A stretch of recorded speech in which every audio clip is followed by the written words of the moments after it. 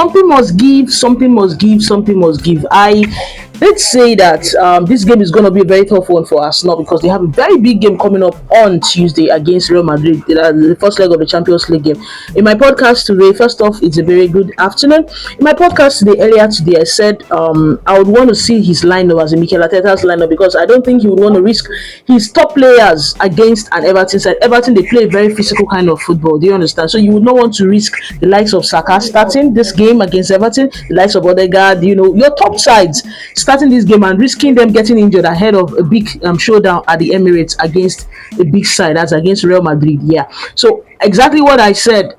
Seeing the lineup, we saw the likes of Jorginho making starting 11 ahead of Partey, the bench Partey, the likes of Julian Timber didn't start.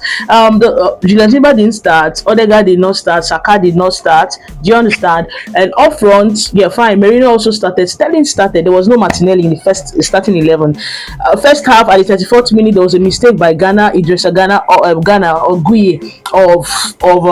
of Everton. He made a mistake, and at the end of the day, there was a counter. Sterling assisted. Trossard scored at the 34th minute. Trossard scored something like this, similar goal last season at the same Goodison Park. Since Goodison Park, it's now back-to-back goals for Trossard at that same turf.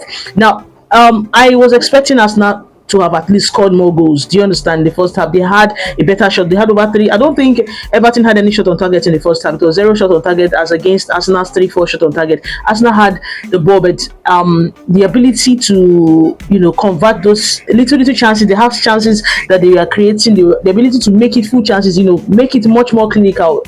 Let the ball find itself at the back of the net. Didn't happen. I want to say kudos to Tarkowski and Pickford. They were the standout players for me in the Everton fold. Like, they did well. Tarkowski, he's a good defender. I know this past week, past few days has not been easy for him because according to what the wife said on social media, that they had so many threats, from Liverpool fans.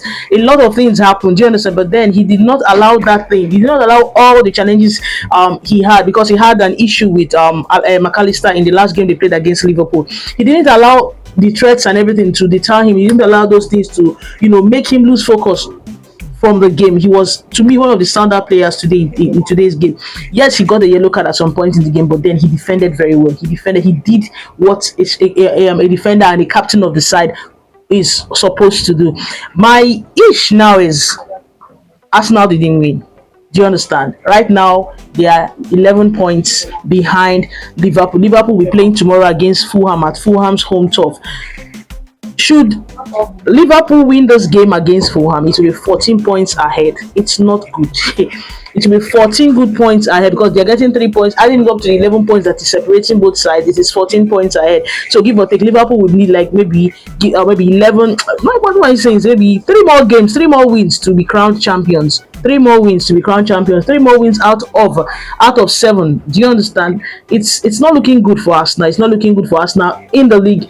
I supported Arsenal winning the league this season, but then it has not panned out. But all the same games, I hope the dropping points will not affect them in the game against Real Madrid. Real Madrid is a big game. It's a bigger fish to fry than Everton. So let's see what happens at the end of the day. Who was your standout player in today's game? I know to an extent, Trossard did well.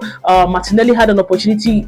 Pickford did not allow Martinelli's power strike to go. Merino was injured. I hopefully he gets better before the game against Real Madrid on Tuesday. And Timber did well. Kiwior did well. Like, they all, to an extent, they did their bit. Do you understand? It's just that what's it called? Everton. They were resilient. They just.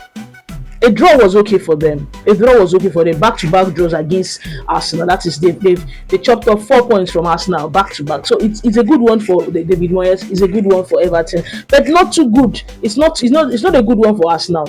Hopefully, we'll see what happens against Real Madrid, because all eyes is centered on Real Madrid. Because I feel in as much as those players were playing, their mind was like, okay, fine. I don't want to give in my all here because I don't want to end up getting injured. People that football players that play against Everton, they know that Everton play a very physical kind of football. They are defenders. They are no nonsense kind of players. They could hit you. They don't care. So I believe Arsenal, they were kept calm today. They kept calm today because of the big game they have, and they don't want to stand, getting injured in this kind of game against and missing out from playing against Real Madrid. Let's see what happens at the end of the day. 1-1 it ended.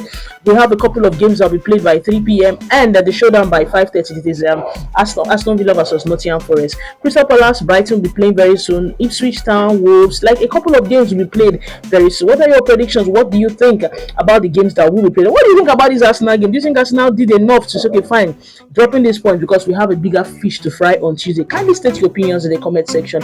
Well, it is well. All the best, guys. Take care. Bye.